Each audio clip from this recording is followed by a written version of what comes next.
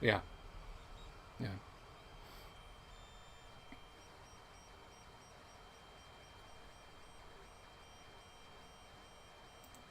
So,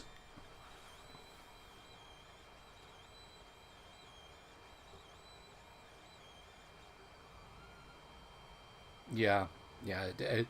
You know, like the old soldier song, "We'll all go down together when we go." You know,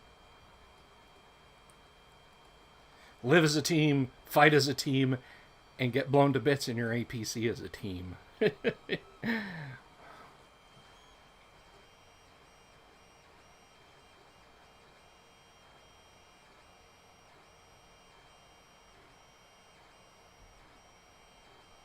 Mhm.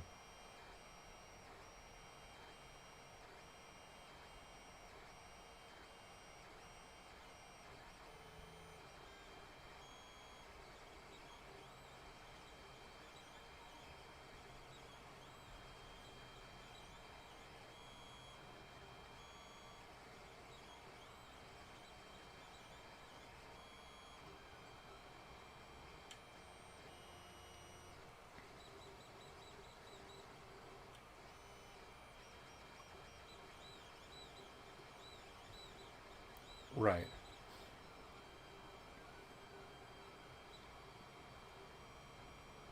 Sure. Sure. And to be 100% clear, I mean,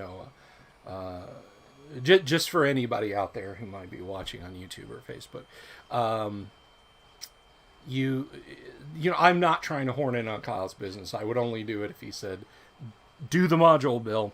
But no, I think you're right. There's not a lot, but I think taking the other aspect, I think there's a lot of missed opportunities in that because the vehicle combat movies that are out there are genuinely pretty gripping. There's it's completely fictional, but it's good visceral entertainment to watch. One to check out is called The Beast. Alternate title is The Beast of War, and it stars a load of British actors playing Russians, but they have like a genuine T-55. They rented a T-55 tank from the Israeli army and shot the thing in the wilderness in Israel, simulating Afghanistan, and it's about this Ahab-like tank commander who refuses to abandon his vehicle despite the fact that their maps have been destroyed and their radio has been damaged by RPG fire, and they essentially have to find their way along. And then you've got you mentioned Fury. There's one other that springs to mind, and I can't remember the title of it, and only the ridiculousness of it because I saw a clip. I watched some clips of Fury, and YouTube said, "Oh, you want to see a tank movie? Check this out." It's a Chinese production, so it seems, I guess, back in the early 2000s, when one of the brushfire conflicts in the Middle East kicked off. The the Chinese had some contractors, some personnel in I guess is it Oman that's going at it with Saudi Arabia right now? Yemen, thank you. So the Chinese dispatched a small security force there to get their citizens to a cargo ship, and they did it, and that was it. I mean, it was just a case of, okay, we'll make sure that, you know, little Lee doesn't get left behind when his parents get put on, which is fine. Which I'm not making a political statement or anything like that. China made this movie where it was like Fury Road meets Fury meets Top Gun meets the Beast, and they've got these Chinese tank crews drifting. I'm not making that up. Drifting to avoid anti-tank missiles, all of which suspiciously looked like American-made TOW missiles when they were being fired from their launchers. But and it was like amped up. It was like Top Gun on treads, and it's completely ridiculous. And I was just like, really, YouTube, really? You think I want to see some Chi-Com propaganda today? Whatever. It did have lots of explosions. It had it had a tank commander, Makiro Beru or something. No, that would be Japanese. But yeah, it had a tank commander like getting up on the Dushka machine gun and shooting an ATGM out of the sky, like close enough that like smoke and sparks were like showering over him, ignoring the fact that if the explosion was that close, he would be showering over the side of the tank. But yeah, just absolute silliness. But I think there you could make a good quote unquote modern vehicle combat movie. But I mean, by and large, good.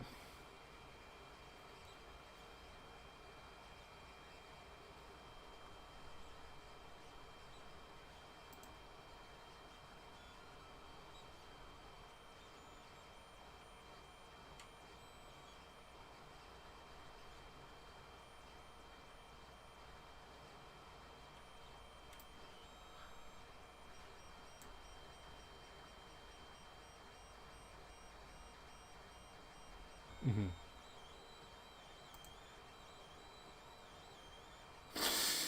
Yeah, yeah.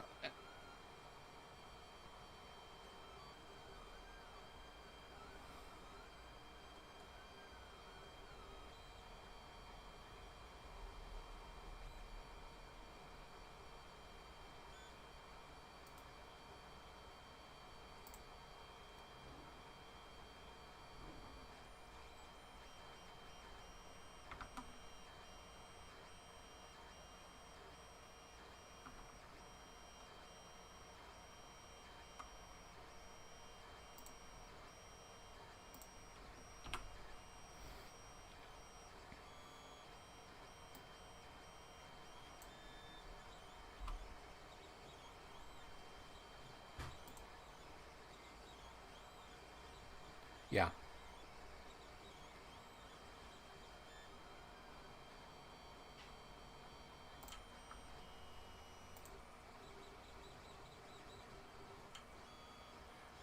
Two. Yeah, I think it's two.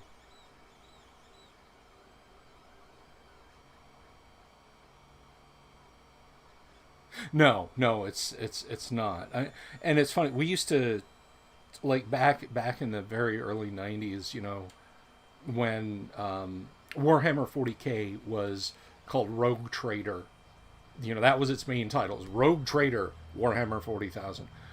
We used to speculate, well, what would a 40K role playing game be like? And it's like, okay, I'm sitting here in the chapter barracks cleaning my bolter, waiting, waiting for the next mission.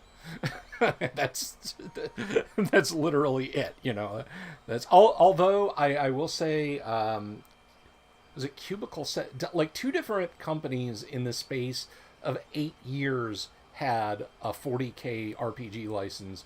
Um, One of them was Dark Heresy, and the other, I'm trying to remember what the name of it was.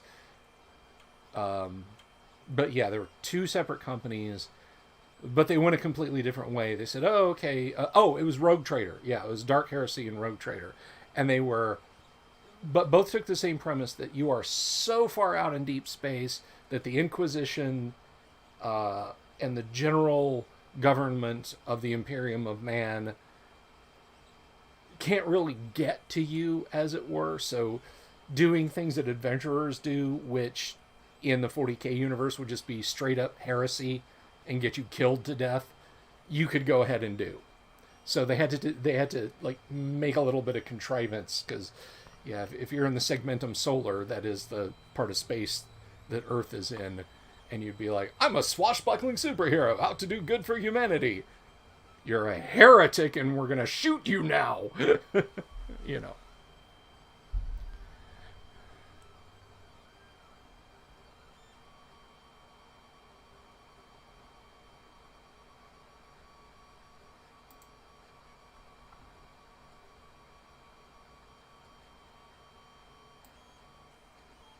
Yeah, yeah, no.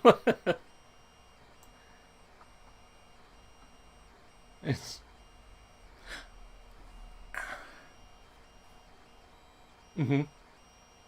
And that's part of the setup for Twilight 2000 is I think they wanted to give players a chance to engage in some gun porn without the need for okay, uh, you know, Bill, Kyle, Joe, Jim, Bob, you guys are all like E1s, corporals, that sort of thing. Steve, however, is a captain, so what he says goes. So yeah, yeah,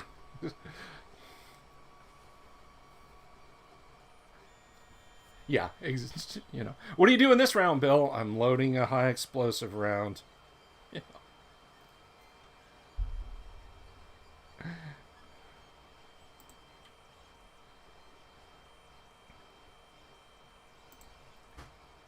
Yeah, yeah, exactly. In the words of Nicholas Moran, it is a, and I'm sure I've heard this from many soldiers. Nick Moran is he is an American, a former American tank commander by way of Ireland. Funny, smart guy, has great videos on YouTube, Facebook, that sort of thing. But yeah, it's crewing a tank is long stretches of boredom punctuated by seconds of absolute terror. So,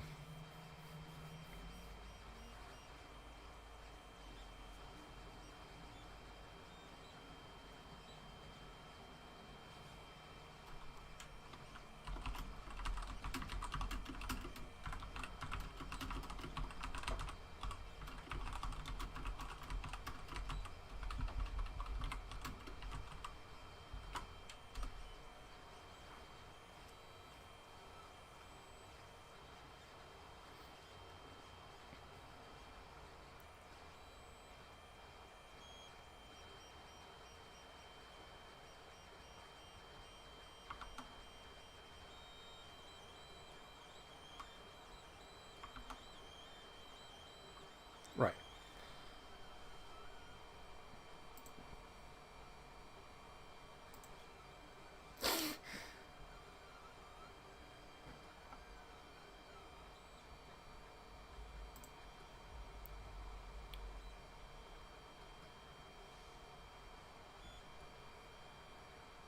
Oh,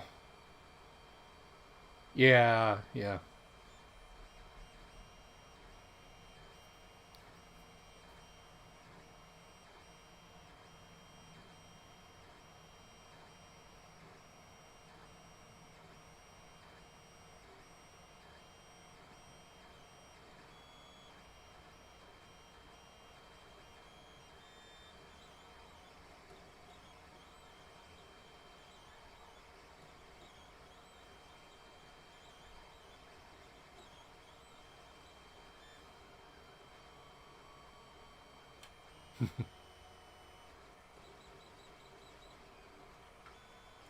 Yeah.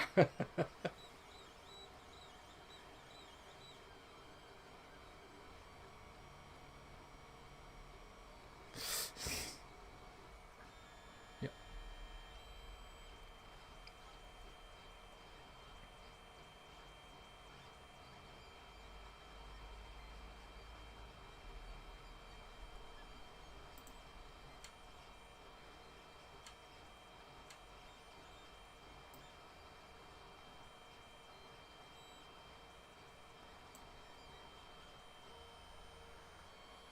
Sure.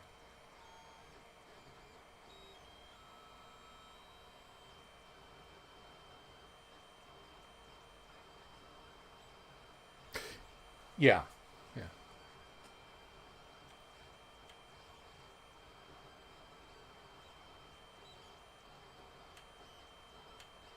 Well,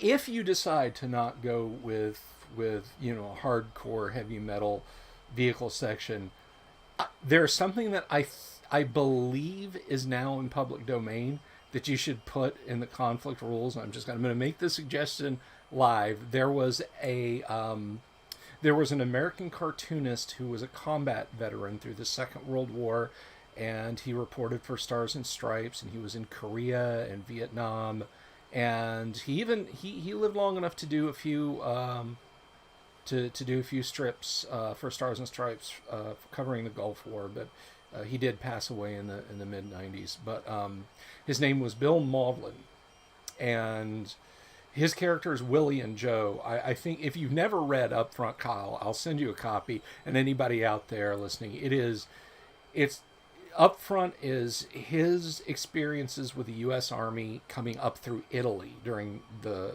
Second World War. A lot less glamorous than, and I say glamorous in a very guarded way. A lot less.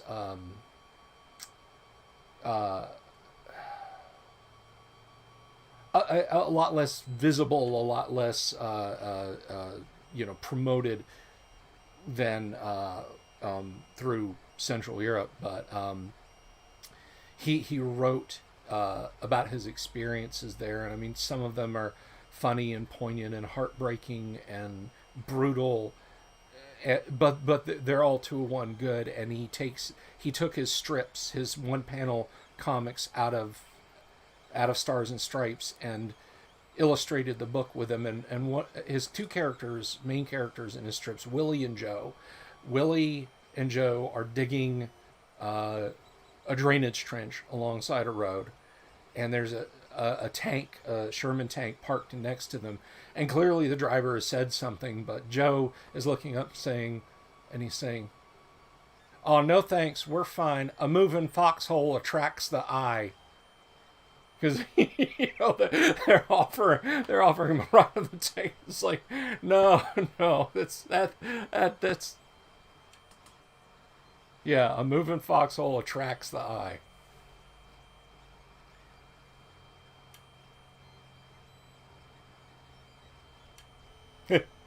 Yeah, that's another. It's not Bill Maudlin, but it is widely attributed to a specific ranger in the 82nd Airborne during the Battle of the Ardennes, who an M10 tank destroyer was falling back into a defilade position, and an 82nd Airborne infantryman is in his fighting position that the tank is maneuvering near, and he yells up to the tanker, because the M10 actually had an open turret. They had a splinter shield they could fold over, but generally speaking, it was just, it was like a convertible tank. And he yells up to the tank commander. He says, "Are the Germans coming?" And the guy's like, "Yeah." And he said, "Well, you pull in behind me. I'm 82nd Airborne, and this is as far as those sons of bitches are gonna get." So, yeah, I think there's a lot of different.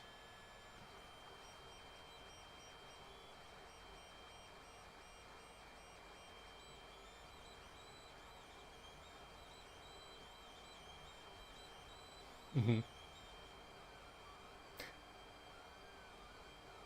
And a point of clarification: when Kyle says tanky, he means armored vehicle crewman, not ardent communist. Oh yeah, it's like hardcore Stalinist fanboys, because Stalin would always say, "Oh, where are the tanks?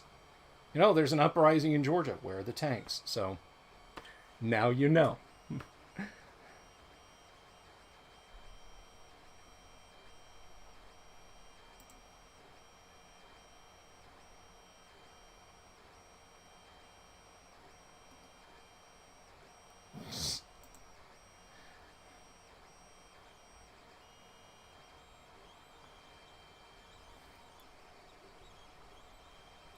Yeah.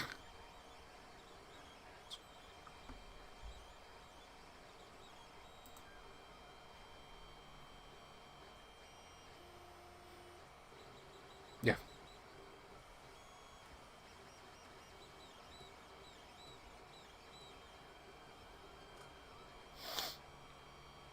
Yeah.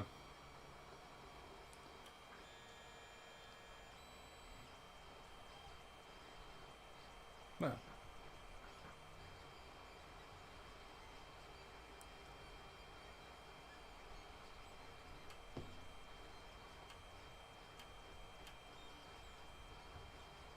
Mm-hmm.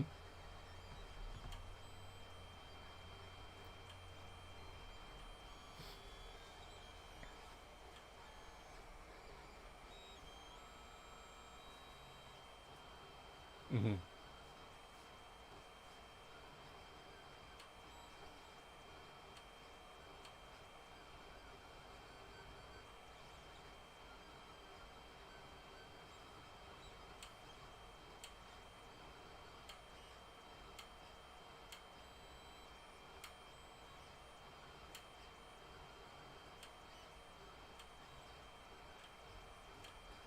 Yep.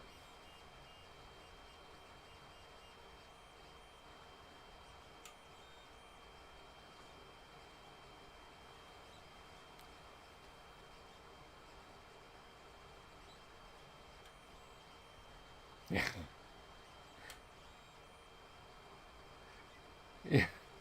It's the same way. Like Orlando used to be a huge Navy training center, and growing up, we knew a lot of guys. They went straight out of high school. They'd go right up Highway 50 after graduation and park because the next day their training started. You know, it was just like high school to Navy in this town. And growing up, knowing a lot of guys in the Navy, I mean, it's common knowledge that at the end of a fiscal year, particularly if it's at the end of your ship's cruise, they will form just chains of crewmen out from the bowels of the ship to the railings, chucking supplies into the sea before they go back in port for the same reason. It's like, you know, this ship, we'll call it the USS Sylvie, has a $26.2 million a year operating budget as allocated by Congress.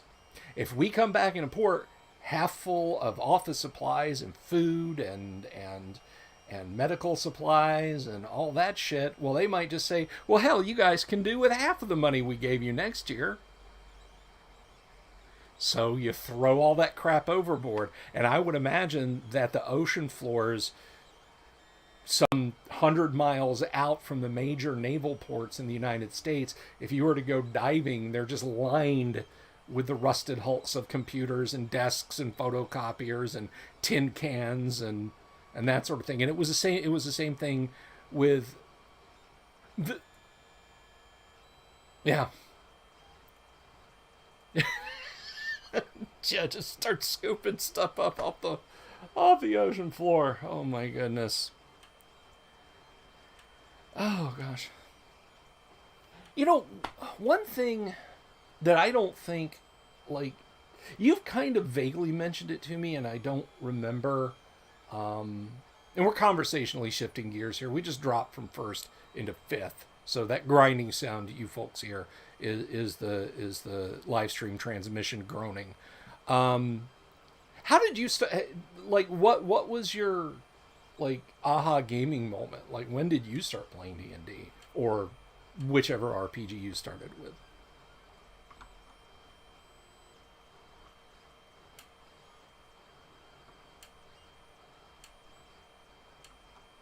Uh-huh.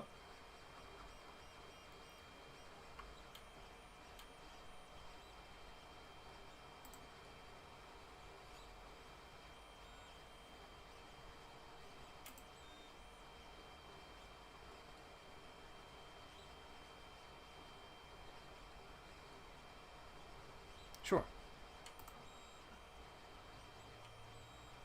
Oh, those are the best, man.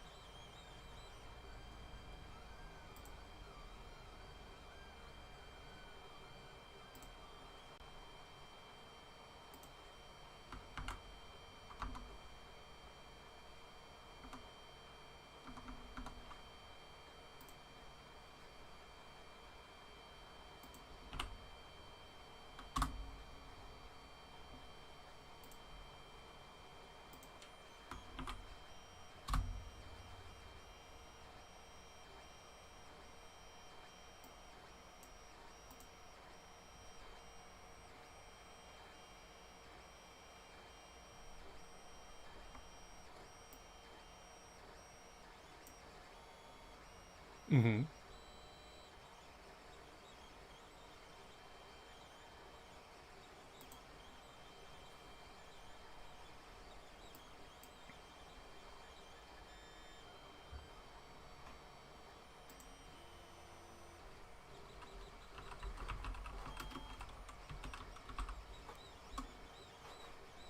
Yeah, with the female wizard tucking the fireball over his head.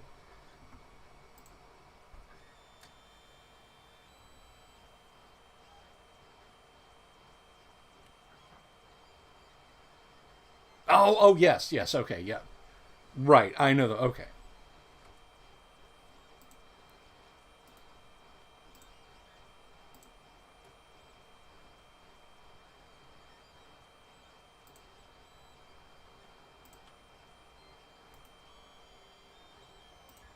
Uh huh.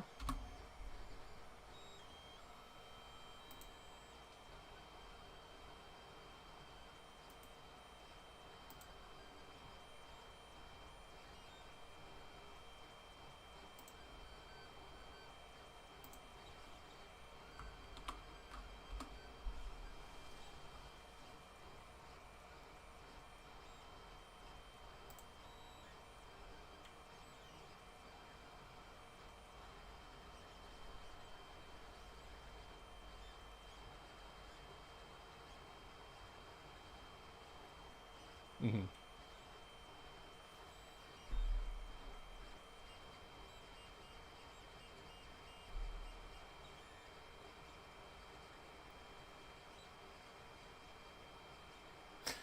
Palladium Games, Recon.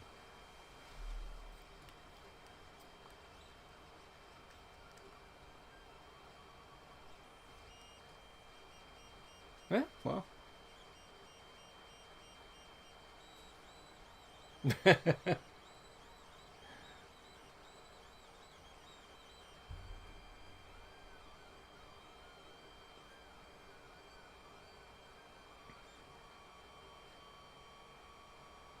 Mm-hmm.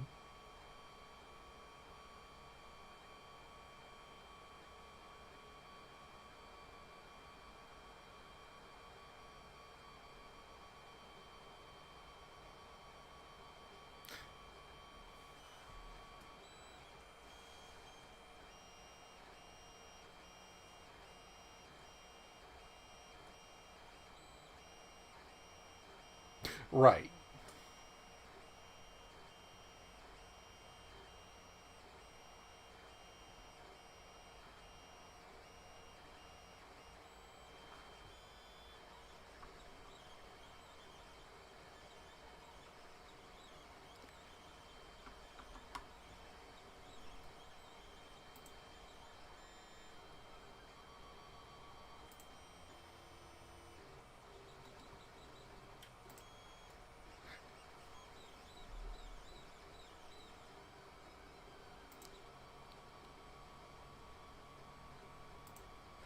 right. Yeah. Mm-hmm.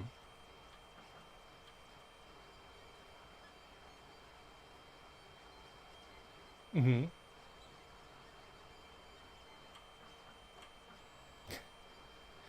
Wait 10 minutes for that to load.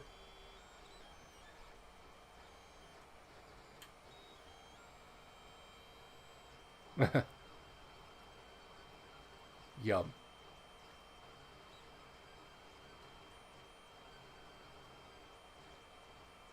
Mm-hmm.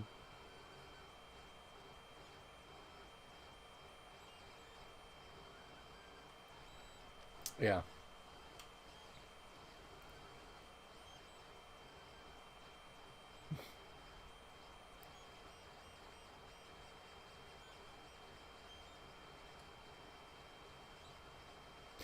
Ours, ours in my neighborhood technically did in that they were in the catalog, but yeah, those suckers got checked out and never returned. Just, somebody was waiting to pounce the nanosecond they hit the desk. Somebody was like, I want to check.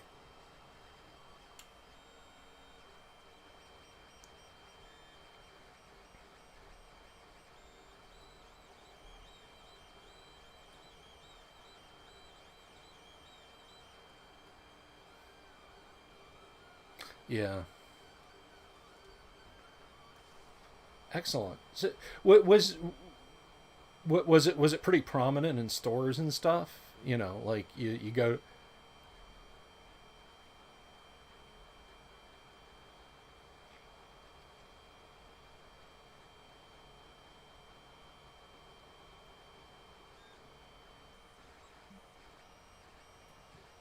Hmm.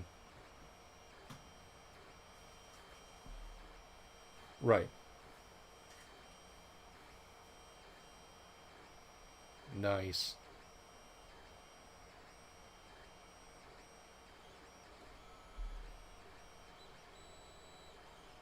Uh, skip school. Right.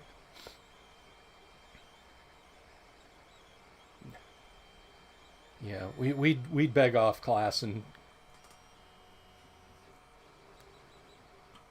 yeah.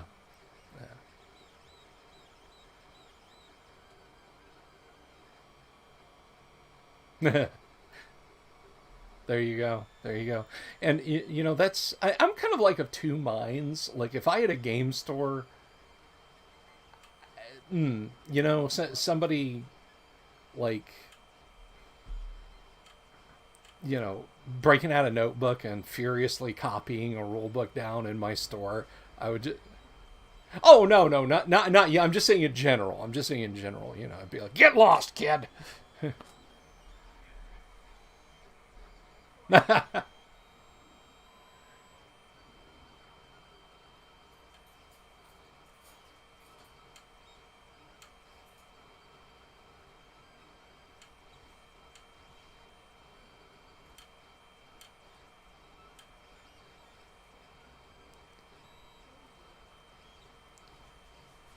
Did he have a large diet soda? Oh, I can just make it out there. That's neat. Very cool. I gotcha.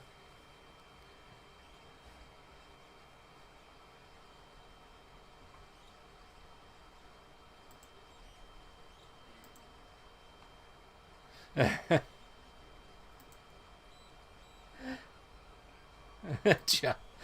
Better stay away, Mr. Shopkeep.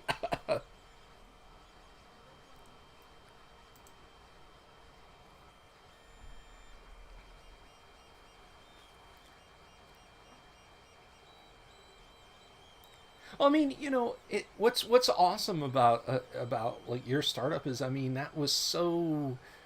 that's so universal. Like what you said, it could have been me, it could have been a kid in Southern California, it could have been a kid in the UK. Just basically in the '80s, in the early '80s, if you were in the English speaking world, man, after D&D really started to click around 80, 81, 82, there was no avoiding it. You were going to be if you were a nerd, you were going to be a D&D nerd. That's just all, you know. Yeah, yeah.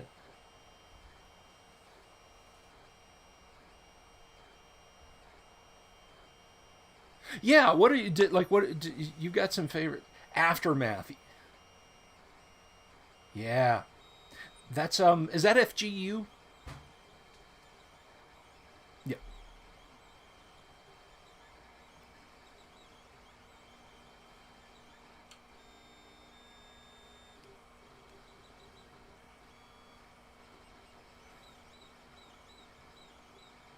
Mhm.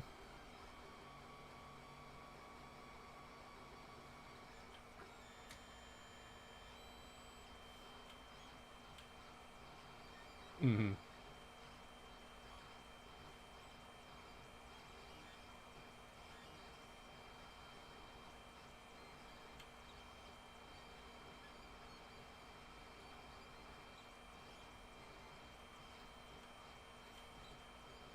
Linear equations and character creation, folks. That's how we used to do it.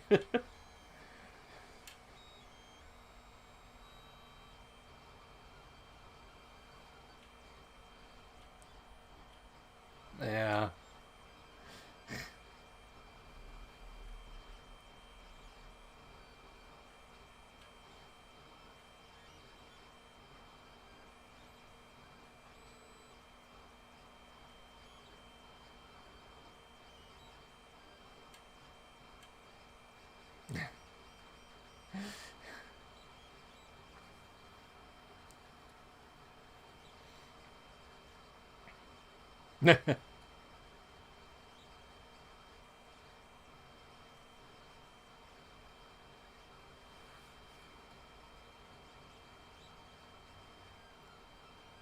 Well, it's, you know.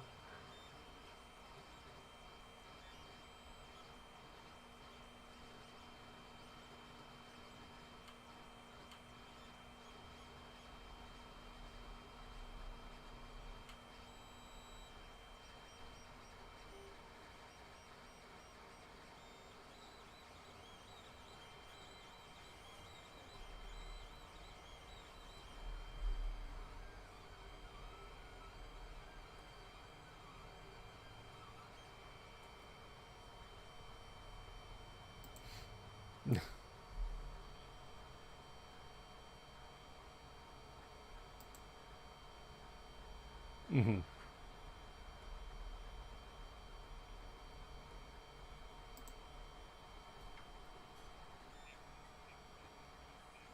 Yeah. Scatter for thrown weapons. Because you can't have an early to mid 1980s non fantasy or even fantasy RPG without having specific body hit locations.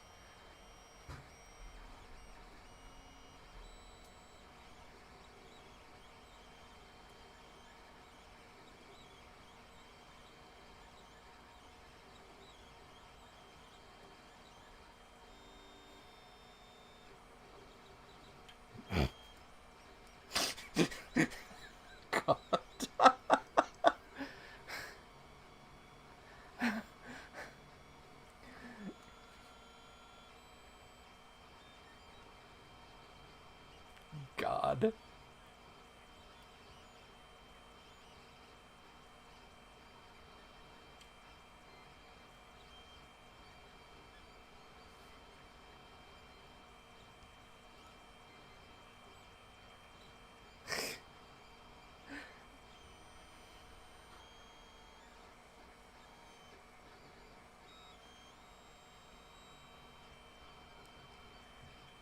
God.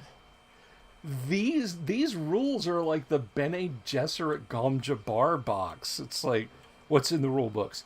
Pain. You know?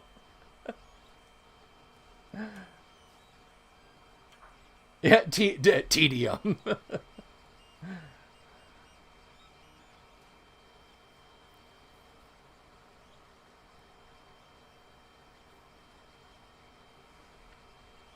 There used to be a game show, and I don't know if you've ever seen this. It was called Name That Tune, and contestants would be given a clue about a song, and then they would bid down the number of notes they'd have to hear to guess the song that was being played.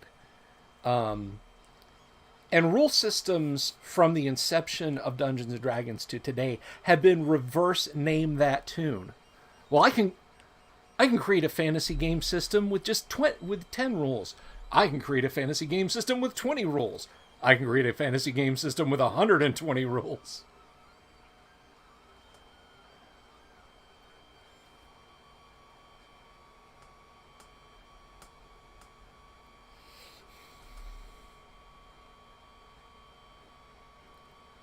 Mm-hmm.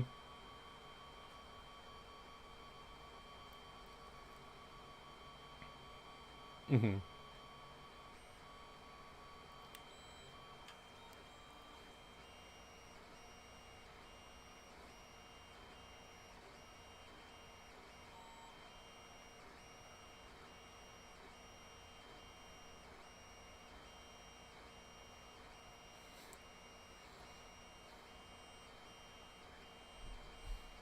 Yeah, that's the ideal number of nuclear weapons you want a group of adventurers to have is zero or less.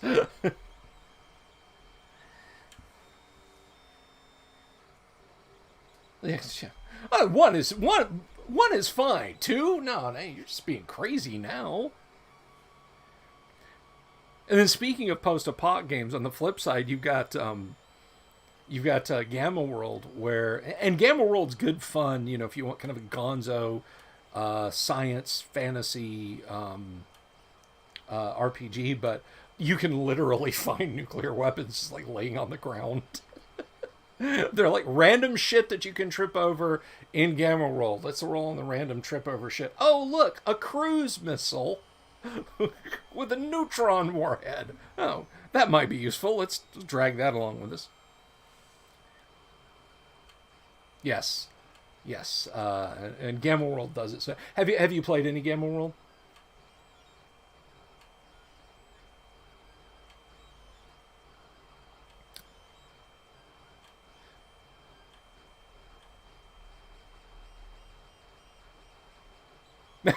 Yeah, exactly. What's your two-hit roll required to shoot a TOW 2 missile out of the sky with a 51 cal? Yeah.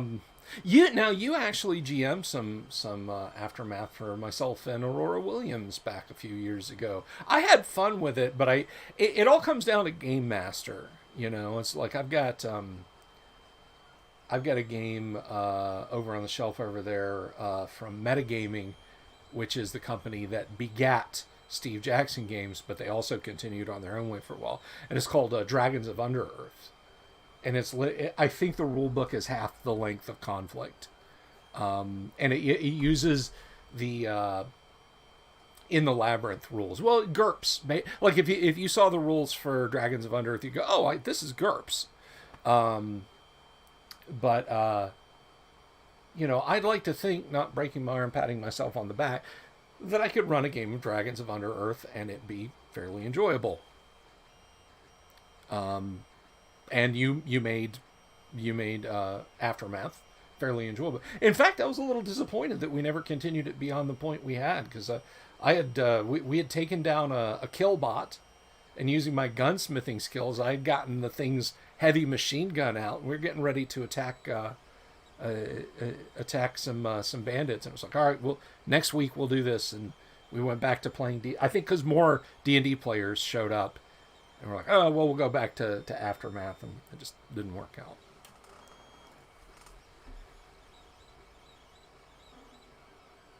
Yeah, yeah,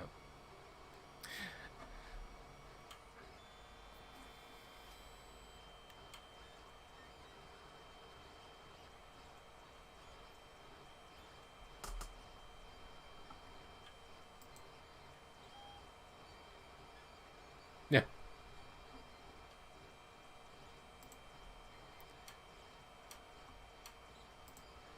Hmm.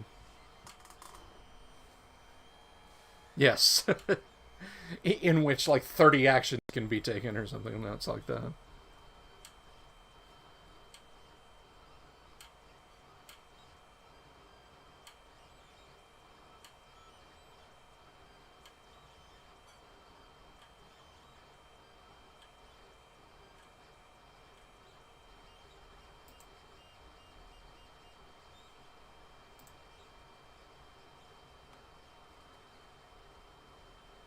Hmm.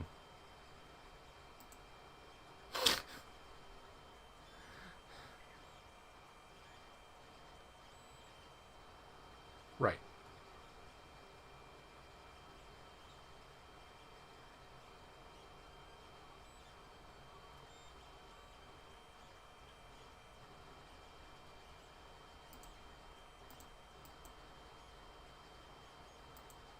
Hmm.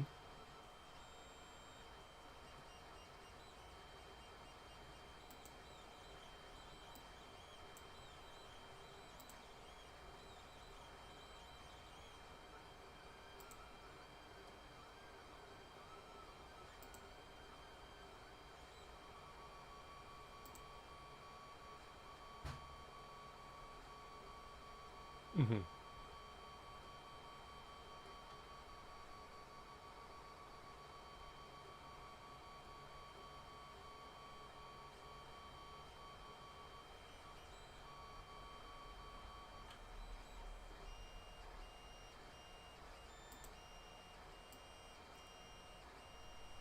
Sure.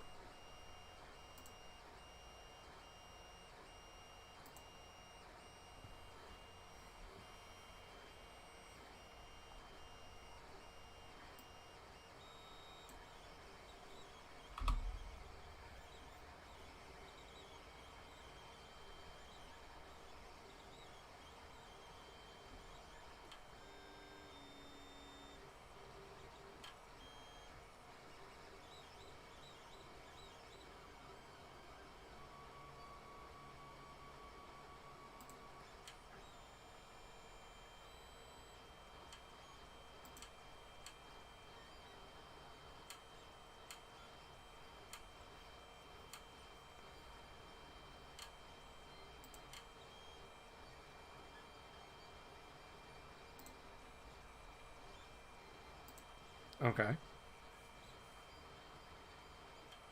Oof. Wow.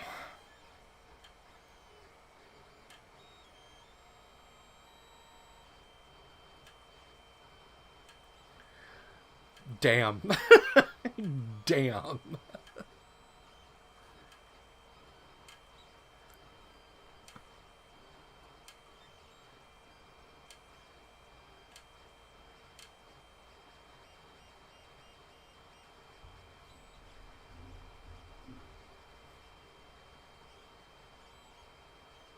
Mhm.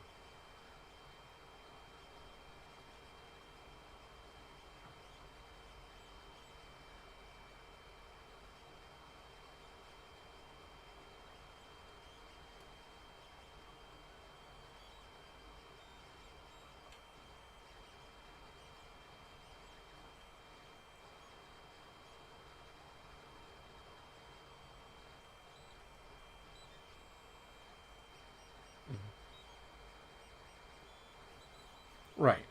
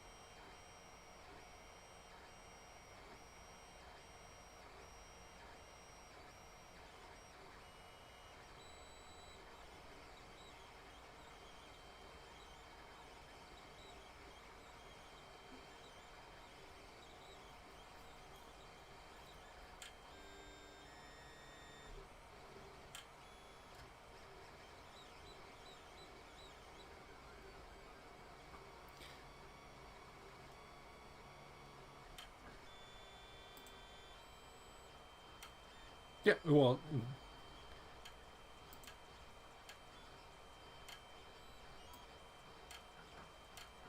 Yeah.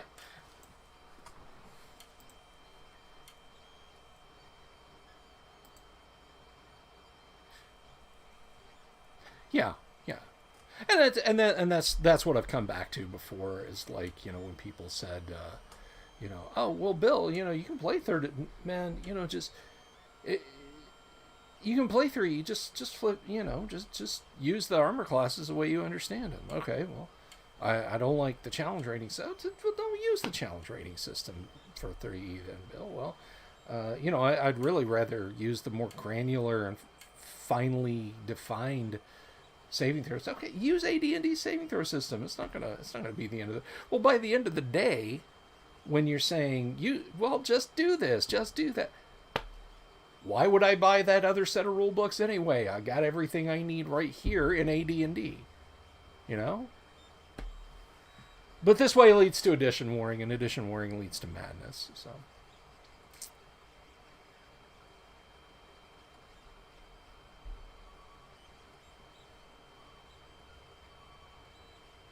yeah.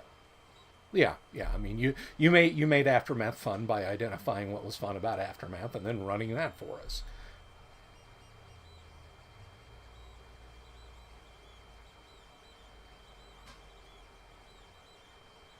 Yes.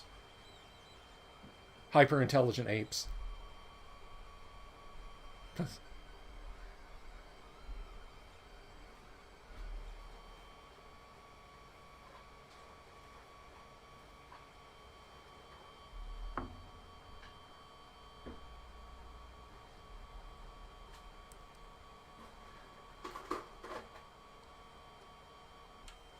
I'd like to discuss a character of yours named Iago, but we don't really have the time for that tonight. We'll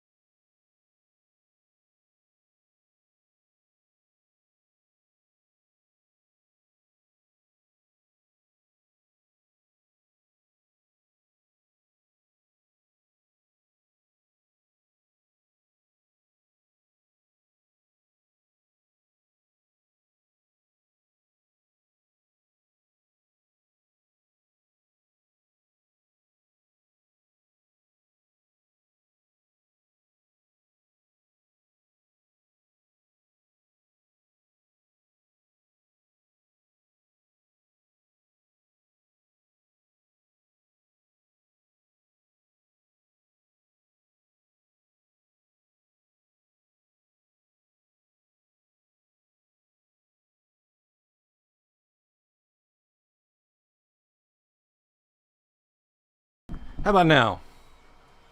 Okay, there we go. All right. So yeah, we ended up knocking down the the redneck family fornicator, and just we tried so hard to find a pleasant way to deal with that man, and just be like, all right, we'll take it, we'll get his gun, we'll accuse him of these crimes, and we'll take him, and the family won't have to see this, even though he's their abuse. And finally, you weren't having it. He wasn't laying the gun down, so finally, fine. We tackle him, we execute him. The family's heartbroken.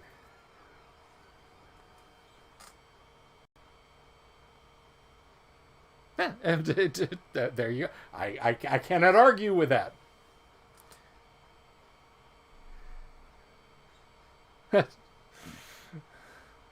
Yeah, yeah. I'm only going to touch on this a little, just faintly, but I mean, you raise a good point. I actually had somebody attempt, and I noped out of it. I did not engage with this person, but they attempted to argue from the point that there was no moral difference between. This is gonna bug me, so I'm gonna have to look this guy's name up. He was a member of the famous band of brothers, and he was fairly ruthless in his in his soldiering. I should say, main cast. Let's see. It's gonna bug me. Ronald Spears was his name, actual historical individual with a 509. But I mean, he did genuinely heroic things. But this person was arguing with me that like there's no moral difference between Ronald Spears and Oscar Derlwanger, and I'm like, yeah, there's actually a little bit of difference, just a little bit. That little bit being all the difference in the goddamn world. But anyway, that's before we start down a conversational road that we probably shouldn't in our friendly gaming discussions. We will leave the late Ronald Spears and the damned Oscar Derlwanger to the pages of history. So are you gonna?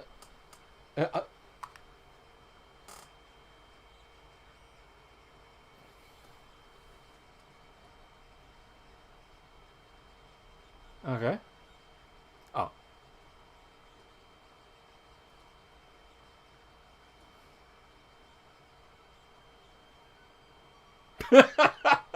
that's that's true, and I mean, that's what makes like having one initially morally gray person in a flawed person in a book is interesting because it draws the eye to it and makes you stay. But like if you go full George R. R. Martin and it's like everybody's bad, everyone is bad, everybody is bad. Well, there's one good guy, and I'll murder him in page 3. The whole thing just kind of becomes a gray soup that you really don't want to constantly find yourself having to dig through. So in the Lord of the Rings, poor Boromir, he's a morally gray hero. He absolutely acquits himself and redeems himself in his passing, but he's it. He is capital I, capital T.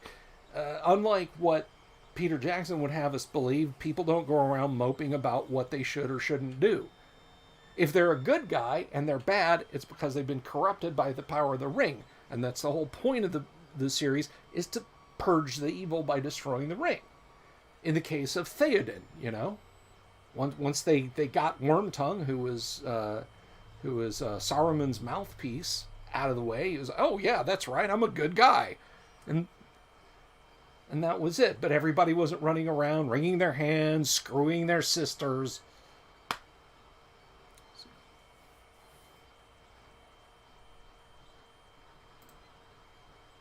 Exactly, man.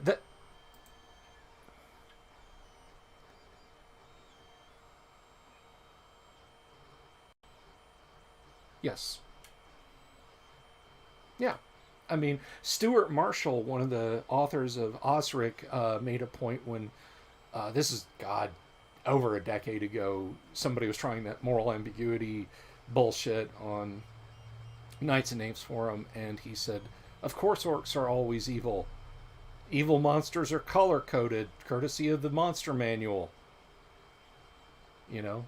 And he meant color coded by alignment, not by race. So, you moral busybodies and outrage merchants getting. Yeah, exactly. It's a convenient little clock. Chaotic evil, lawful good. You know. Although I contend that neutral evil is way more evil than chaotic evil. You know, I tend to, in terms of girlfriend, I tend to think of, if you had a chaotic evil girlfriend, you know, she'd be like a wildcat in the sack and would snuggle up with you and watch your favorite movie. Yeah, the next day she's going to throw your shit on the lawn and drag a rake over the top of your 535 and set your set your comic book collection on fire. Whereas the neutral evil girl isn't your girlfriend.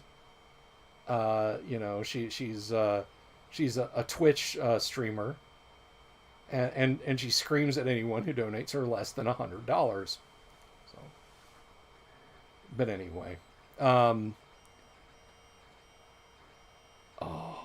the lawful neutral girlfriend. Oh, oh my God, yeah. But no, no. That's why I almost wish the neutral branch alignments weren't a thing, because it gave us chaotic neutrality. And chaotic neutrality, I have found, is almost as big. Here's my asshole license from some players, as chaotic evil is. Like, if I can see chaotic evil coming. Like, you just want to pretend to be Charlie Manson, and I'm not having it in my game. So no. Well, can I be chaotic neutral? Sure. I stab the orphan, and then I cast Cure Light Wounds on him. You know.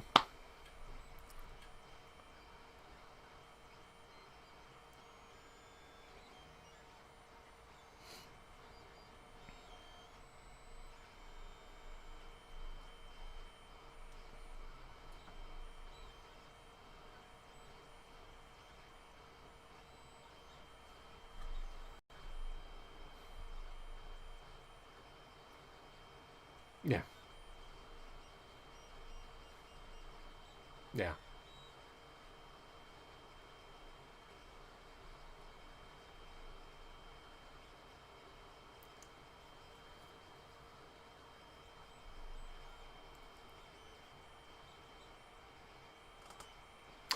Well, I'll tell you, and everybody else, a story about the best DM who never ever DM'd a game in his entire life, and probably would have reviled the very idea. I had this biology teacher in high school, rail thin dude, who was he was a lay pastor at his church.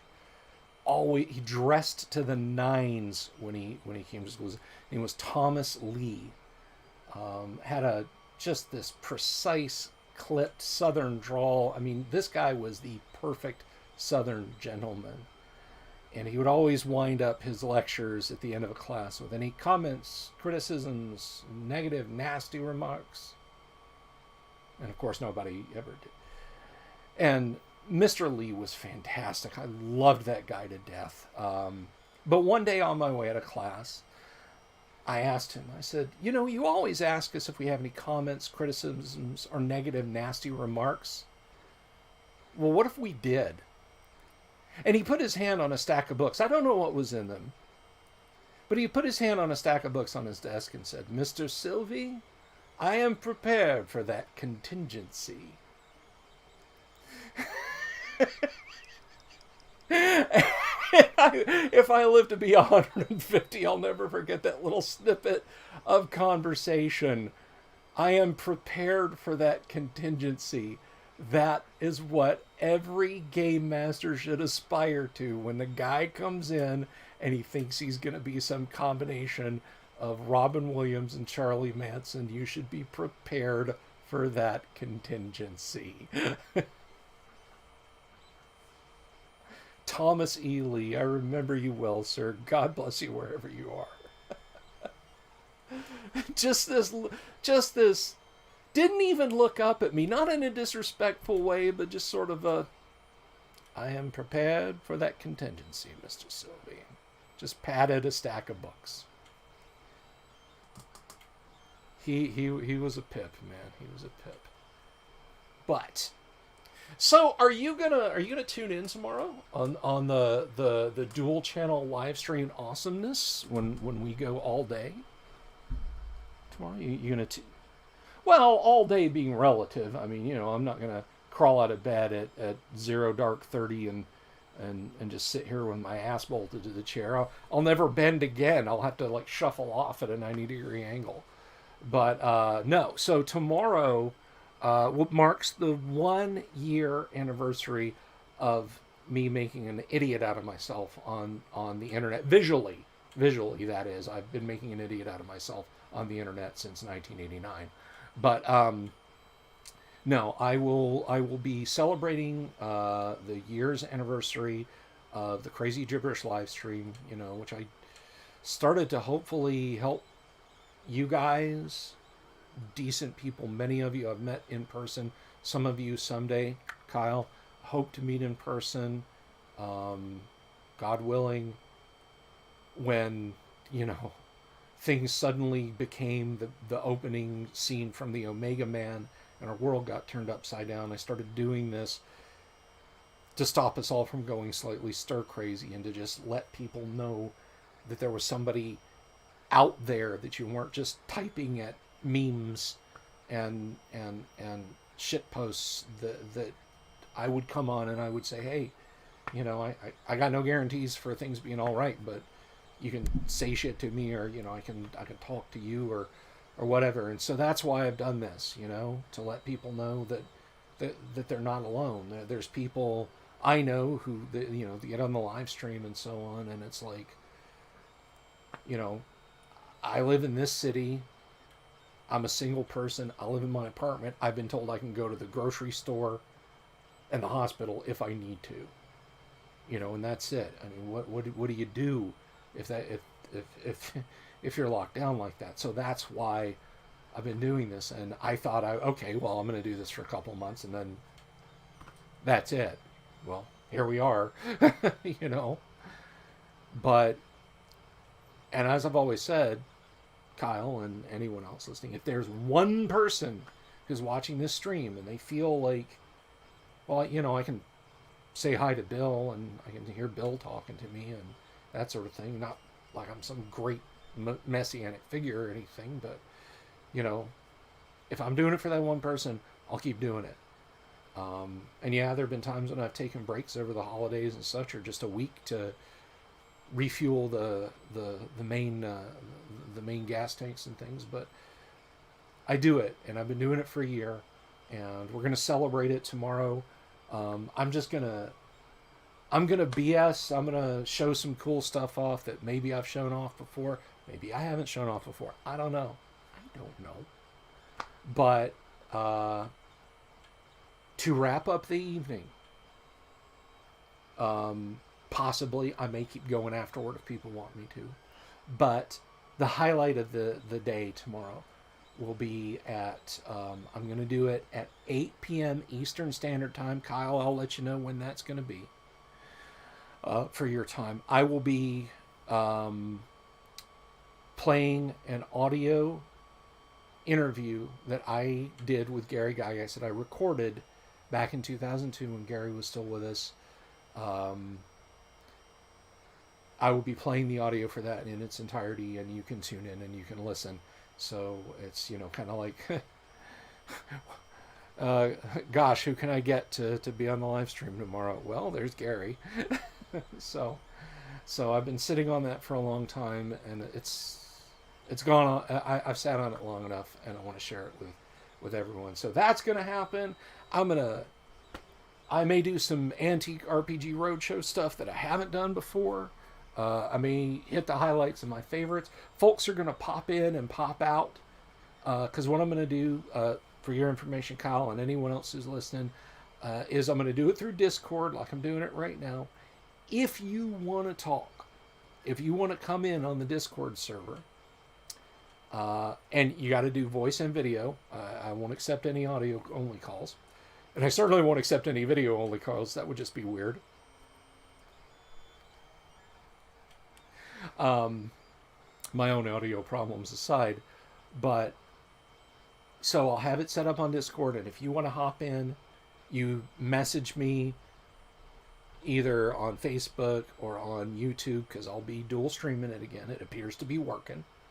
And you just come on the server. I'll just private message you an invite.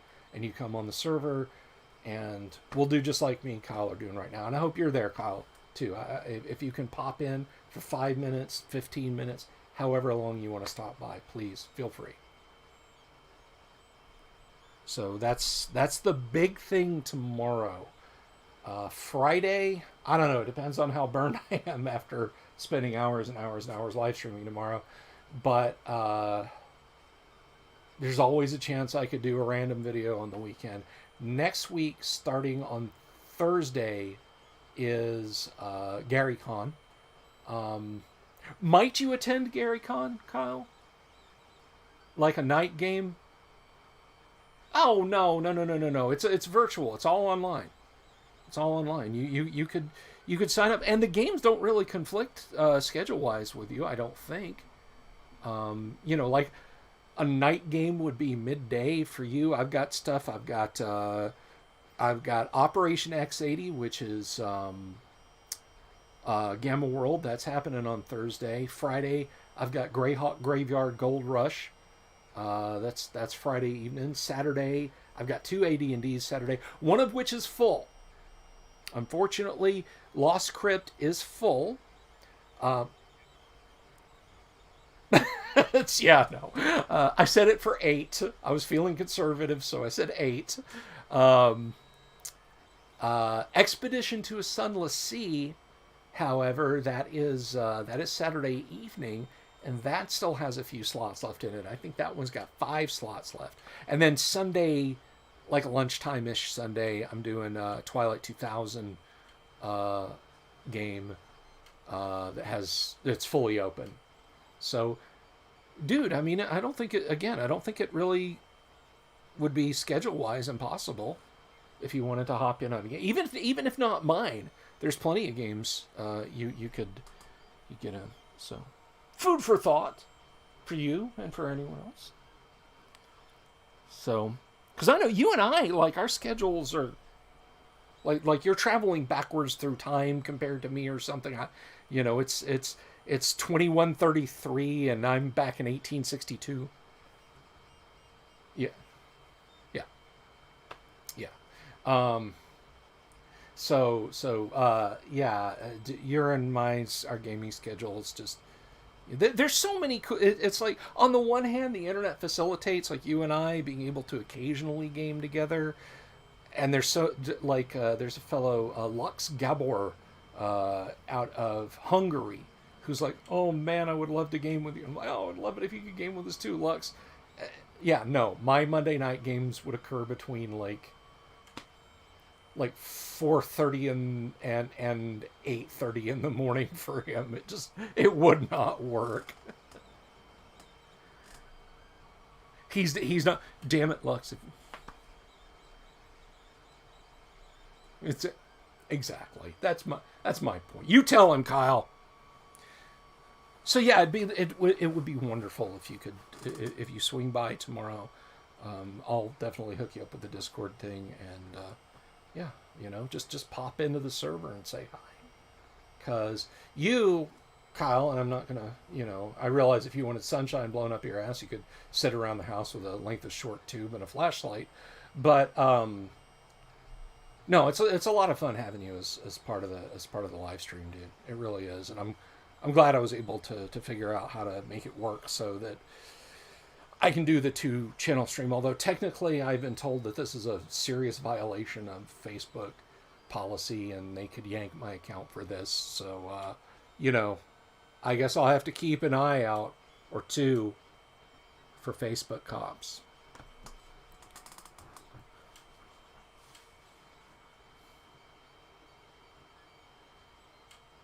Yeah, to everyone on Facebook. Yeah. Oh, yeah. I dipped out in like the winter of 2017. I was just like, nope, unplugged. And I came back because every Christmas I do a Christmas Advent. Like every day I'll post up a Christmas carol, like a pop rendition of a Christmas carol. And I know a lot of people were like, oh man, I hope Bill comes back and does a Christmas Advent. So I was like, okay, I'll come back and I'll just do this. And then, you know, December 25th, and then I'm gone again, and that'll. Nope. Nope. So, it does. Yeah, well, it does suck. So, but if MeWe did live videos, I would stream to MeWe too, but they don't. They just do like post ex facto.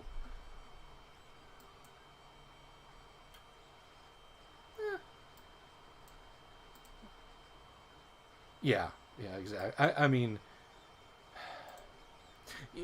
you know, I consider myself a good capitalist, you know, a good right wing capitalist guy. But damn, when it comes to the digital frontier, I'm like, nope, all this shit needs to be free. Just give it to me. Give it to me. What? I gotta pay for it? Screw you. Give it to me. Keep it coming. Give it to me.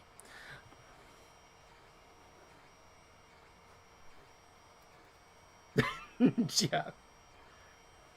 Yeah.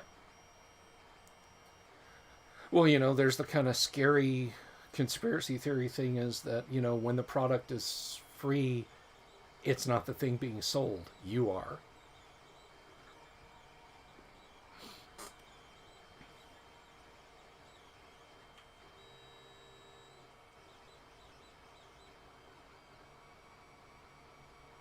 Yeah.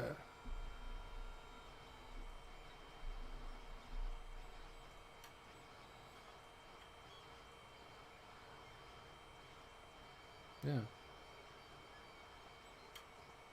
And the thing about it is, like, that used to be how you did social. People think, you know, when you say social media, you're talking about some shit that started in 2011 or, you know, 2010 or whenever MySpace started.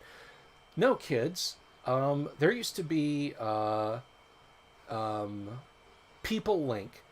I had so many People Link sign up kits, or Quantum Link, I'm sorry, Quantum Link sign up kits, because every Commodore computer, because Commodore had a big deal with the creators of Quantum Link, that when you got a VIC 20 or Commodore 64 or a 128, you got or a modem or a disk drive or whatever major peripheral, they would send you a Quantum Link kit, and it was the AOL of its day.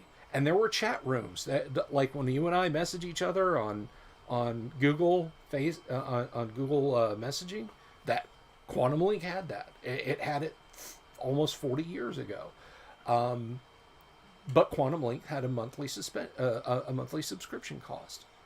Quantum Link turned into America Online, and America Online cost money. And what was the other one? I'm trying to think of it. It was Quantum Link, and then it was they were. Well, I can't remember the name of the company, but it was they were huge. They were social media, so it's been around a long time, but it only got free fairly recently. So people were like, "Oh, the social media revolution." No, it used to be that, you know, there was Prodigy was one. I mean, Prodigy was run by Sears. The Sears retail company ran Prodigy. So social media has been around a lot. Bulletin boards, you know, Usenet, email, all that stuff is decades old. It's as old as personal computing. And we paid for it. and we got out of it what we put into it. You know, it's like if you wanted to pay $29.99 a month to Quantum Link, you got access to all of the games, because there were online games just like there are on Facebook. You know, all the games, any time of the day or night, any number of messages you wanted to send, you could. If you only wanted to pay $9.95 a month, well, you had hours. You know, after 5:30 p.m. before 12 midnight. You know, that was your window, and you could play 5 games for X number of amount of time. So I don't know if that's an answer to your question, but millions and millions and millions of people did it.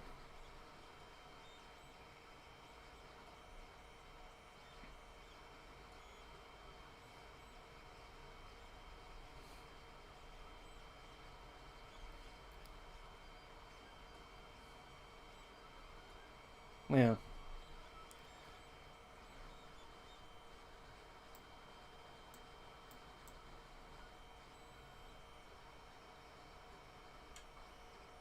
Yeah. And forums. Go ahead. I'm sorry.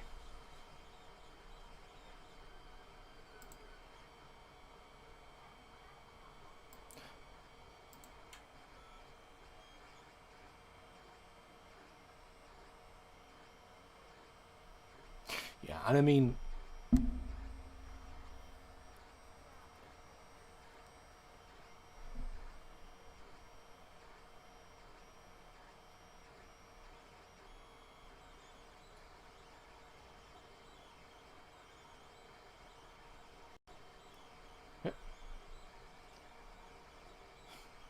well, I do.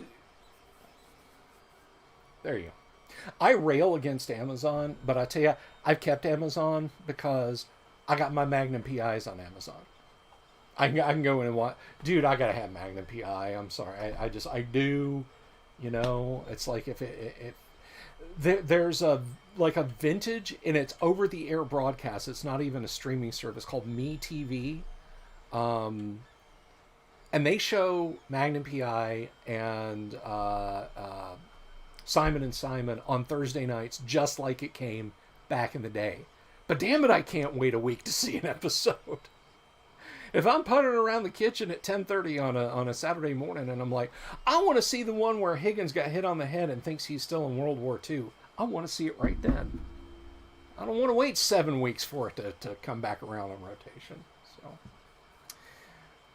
So it's, you know, it's my weakness.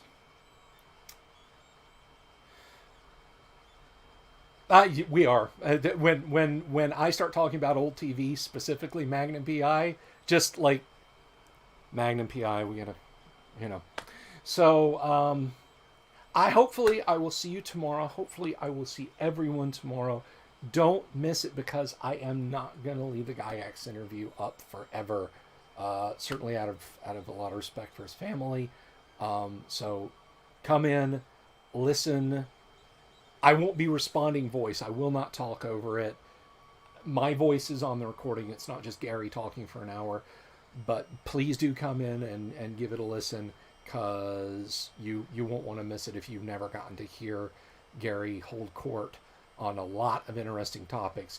The original movie that he had planned for Dungeons and Dragons, his legal wranglings with Lorraine and Brian and Kevin Bloom, his creative process when he was making up Legendary Adventures.